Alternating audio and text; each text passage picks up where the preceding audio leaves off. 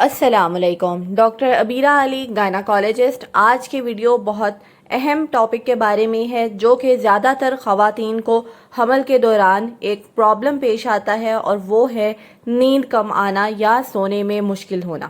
کیا وجوہات ہوتی ہیں اس کی اور اس کا کیا حل کیا جا سکتا ہے؟ ویڈیو میں یہ جانیں تفصیل کے ساتھ۔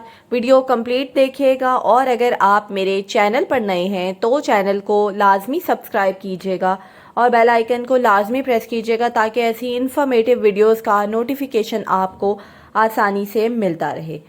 سب سے پہلے جانتے ہیں کہ پریگنینسی میں نیند کم آنے کی وجوہات کیا کیا ہو سکتی ہیں۔ حمل کے دوران جسم میں بہت ساری تبدیلیاں آتی ہیں جو کہ نیند پر اثر انداز ہو سکتی ہیں، جن میں سب سے پہلے ہے ہارمونل چینجز۔ ہارمونز کے لیول بدلنے سے آپ کے دماغ اور جسم کا نیند کا سسٹم متاثر ہوتا ہے۔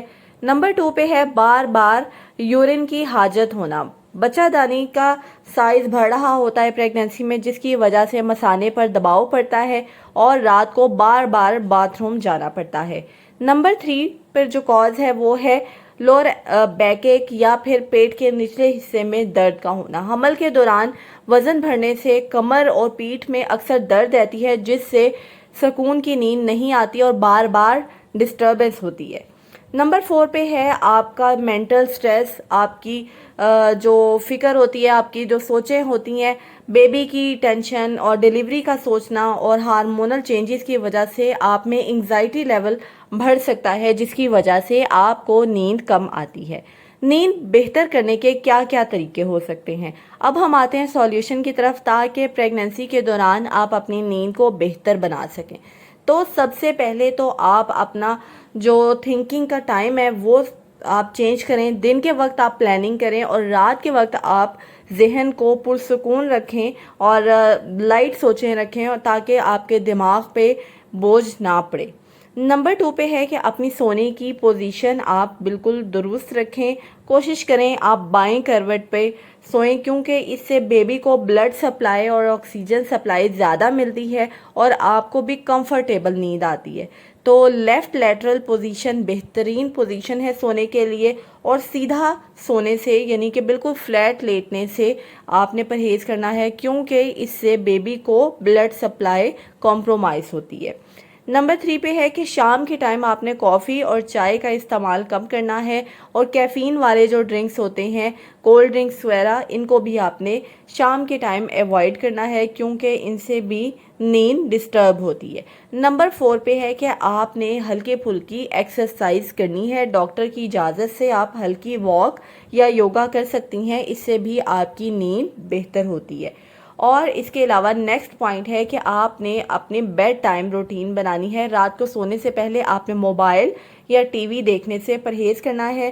آپ کوئی اچھی بک ریڈ کر سکتی ہیں، دعا کریں، نماز پڑھیں، یا کوئی ریلیکسیشن والی کوئی عادت اپنائیں جس سے آپ سوتے وقت بہت کام ہوں، پرسکون ہوں۔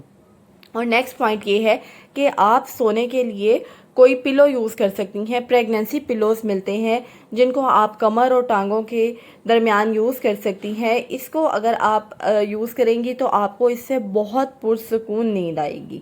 اور نیکسٹ پوائنٹ یہ ہے کہ اگر آپ کو پھر بھی سلیپ ڈسٹربنس بہت زیادہ ہے تو آپ کو ڈاکٹر سے کنسلٹ کرنا چاہیے، جس کی وجہ سے آپ کی نیند بہتر ہو سکتی ہے، کیونکہ اگر نیند کی ڈسٹربنس اتنی زیادہ ہے کہ آپ کی ڈیلی روٹین افیکٹ ہو رہی ہے، اگر آپ جاب کرتی ہیں تو آپ جاب پہ بھی اچھا پرفارم نہیں کر پا رہی اور خود بھی آپ بالکل فریش فیل نہیں کرتی، تو اس سے آپ کی جو کوالٹی آف لائف ہے وہ ڈسٹرب ہو سکتی ہے۔ اپنے ڈاکٹر سے کنسلٹ کریں۔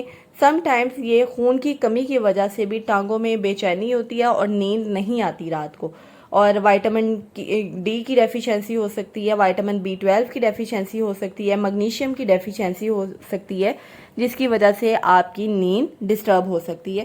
تو پھر آپ کی ڈاکٹر اکارڈنگلی آپ کو کچھ سپلیمنٹس ایڈوائز کریں گی، جس کی وجہ سے آپ کی نیند کی ڈسٹربنس بہتر ہو سکتی ہے۔